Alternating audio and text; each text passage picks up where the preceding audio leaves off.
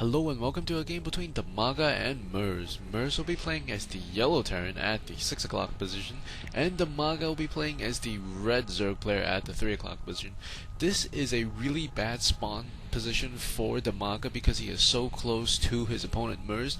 Not only that, this is also Lost Temple. Lost Temple is not a tremendously great map for Zergs, especially because of this ledge over here that is overlooking the natural expansion, and we do see that merz will be taking his gas momentarily and DIMAGA is going to expand. I think this might not be the safest choice because if you take a look at DIMAGA's vision right now, he sees that his opponent is not at the 12 o'clock position, and around this time, around 2:30ish, that's when the first scout should arrive, and it looks like DIMAGA has jumped the gun. I think he did not expect his opponent to be at the 6 o'clock position. That's why he put down this hatchery, and he's also putting down the spawning pool just now. As we take a look at what DIMAGA is doing, he's actually going to be sending this drone all the way across the map to the 9 o'clock location. So he does not believe his opponent is at the 6 because his opponent merz was scouting around the edges of the base before he came out to scout DIMAGA's base. I think that caused DIMAGA to possibly put down this hatchery a little bit too prematurely, as DIMAGA will be scouting and still thinks his opponent is at the 9 o'clock position, and he does not see his opponent at the 9. There's an SCV at the natural expansion of DIMAGA, and there is going to be a Reaper on the way that was prepared by the tech lab. We do see one gas right now for the Terran player merz, as he's thinking about possibly doing something sneaky with that SCV and the Reaper. The Reaper is on his way, and even though the Reapers were a little bit nerfed in the later patches of 1.12, I believe, it is still pretty powerful if used correctly. There will be a bunker going down right next to the expansion, and this Reaper will try to come up here and harass. A Roach Warren has been placed in the very back far corner of the base of DIMAGA, which is very smart. And now we're going to see some very nice Reaper play from merz as he's trying to micro away from only 2 Zerglings that time, and this bunker is about to finish. He will be able to put some pressure on his opponent, but there is a spine crawler on the way, so it won't be a tremendous amount of pressure, and this SCV is not going to go down as he does bring that back in time. Meanwhile, if we take a look inside the base of merz, we will see that he is getting the stem upgrade for his infantry units, and he's also building a secondary command center. Building a secondary command center will allow you to catch up a little bit quicker if you skip the additional barracks and factories, and it looks like he is going to salvage this bunker. He will get back the 100 minerals that he had on it, and I think the spine crawler really did help DIMAGA, even though he placed, I think, the initial hatchery a little bit too early. And this drone will be chased by this one Reaper. As it's getting chased, we do see additional barracks going up now after the command center is complete, and these barracks will help him quite a bit to maintain that pressure. DIMAGA still having a little bit of trouble saturating the natural expansion because he had to make those Zerglings, he had to make those spine crawlers, he had to make those Zerglings. That was, I think, a little bit of a waste. And if we take a look at the income of both players, at the moment DIMAGA is ahead in terms of gas, but he is behind in terms of minerals. And it looks like merz will be expanding out right now. This is a very good move for merz because that will allow him to come up to equal footing with his opponent in terms of income. Ooh, there is a little bit of a delay and a lag there. And if we take a look at the unit counting station, we see only one roach for DIMAGA at the moment as he's trying to increase his production of drones. Meanwhile, in the base of merz, he is transferring some of these SCVs over. I think that early pressure from merz has paid off. It has allowed him time to expand, and he's also gotten double reactors, and I think he will be increasing the pressure on his opponent because it's never a good idea to leave any Zerg unchecked, especially DIMAGA. DIMAGA will be coming in here on the side with a Roach, and the Roach will not be able to get too much scouting information, but he does see that his opponent has expanded, so I guess that was the purpose of that. If you notice the position of this spine crawler, it is placed right next to the edge, and when you're putting an overlord at the top, that overlord will be able to spread creep. You might also want to put another overlord over here so that your opponent can't build these turret or the bunker that they want to on the top of the ramp to secure that, on the top of the ledge, excuse me, so they could secure that for themselves. And this SCV will come in, see that his opponent does have only one gas at the moment, and merz also has one gas, and I think he didn't really believe that he had too much of a threat as a defensive position, and that's why merz is going to move in here with a pack of infantry, and this infantry will be able to take down that overlord. No, he will not be, and he's going to come in and take down this spine crawler. Once the spine crawler goes down, the hatchery is exposed. If we take a look at the unit counting station, there's a lot of Zerglings, but the Zerglings won't be able to do too much against this Marine Marauder force, and DIMAGA is in trouble. His Baling Nest is a little bit out of position. Those Zerglings are being morphed into Balings at the moment, but they simply can't spawn enough. A couple of them are dying right now. The third one has gone down. These Marines and the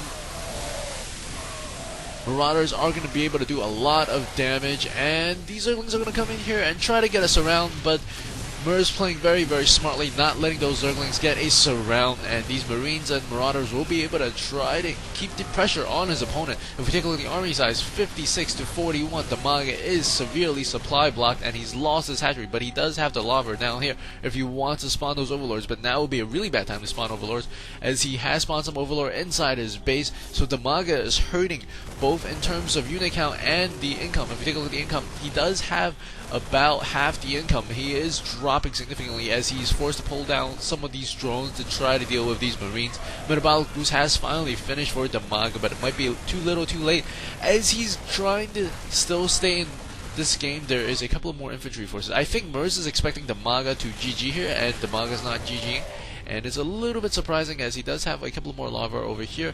Merz does have very firm control, and I think he doesn't want to risk it because I think he expected the GG, but since he didn't get it, he will try to play a little bit defensively because he has destroyed the hatchery for his opponent. Army count right now at 72 to 34. Not too much DIMAGA can do at the moment, but possibly expand and expand again. And I think that's what merz is expecting. He does have one SCV scouting around the map, checking the expansions at the 12 and the natural expansion of the 12.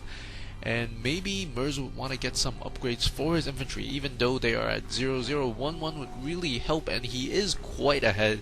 He does know his opponent has not yet taken back his natural expansion, and one SCV is going to come out once again to scout the rest of the map, because the Zergs can really expand rather cheaply, and I think that's what merz is thinking that DIMAGA might do.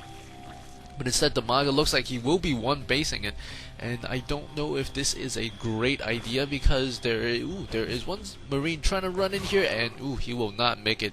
He did stem once again, but he just simply could not outrun that spine crawl that is well positioned from DIMAGA. DIMAGA has a lot of banelings over here. He does also have the Overlord upgrade. I think he might be going for a drop here. If he can get a really good drop, possibly on the SCVs, that would be really, really helpful. And merz is scouting around the map. He is a little bit perplexed. Why would DIMAGA ever go on one base? And DIMAGA looks like he is preparing for that drop. But even if he drops his opponent has been on the two bases much longer than he has been on two bases himself. So if the drop were to succeed, I think it would be a really difficult time for him to keep up with his opponent. If we take a look at the spending tab, we can see that his opponent is significantly ahead in all three tabs. That is a combined advantage of, I would say, about 4,000 advantage in terms of spending. That's how much more resources he has. And his opponent also has a little bit more income right now, so I don't really know what DIMAGA is planning, but it's gotta be something that he's practiced a million times. And merz is gonna be coming up here trying to drop the expansion of DIMAGA again. He will meet this Overlord. That won't really allow him to build anything there, but he doesn't have any SCV. He does have 2 tanks and a lot of Marines. It looks like 8 Marines, and he's going to be surprised that DIMAGA has not yet taken his expansion. And DIMAGA must be watching this very closely because the drops are not going off on the side, they're just waiting there.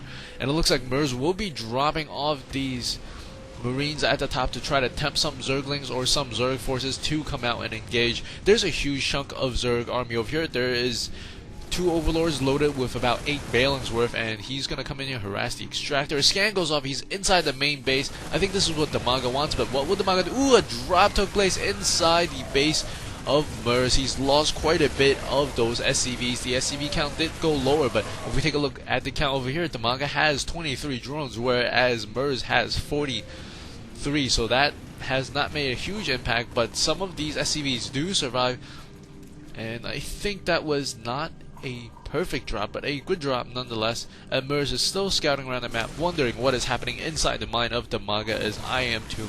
and he's going to be moving out here with a really large force. The Banlings see it coming, the Zerglings see it coming, and these Marines are trying to fall back. Some of the Marines get loaded, but the Banlings blow up on a lot of stuff, and now as the medevac is dropping, the Overlord is going to be dropping Banlings on top of this army. That is a very nice play by DIMAGA. With the limited resources, he was able to make something great happen. I think if we take a look, the units lost have basically even at the moment. Merz is actually suffering a little bit more now. Merz pulling ahead slightly. So with limited resources, DIMAGA has been able to significantly hurt Merz. Very well played, but I think he should have really kept this expansion or done something else. Hope you guys enjoy that game.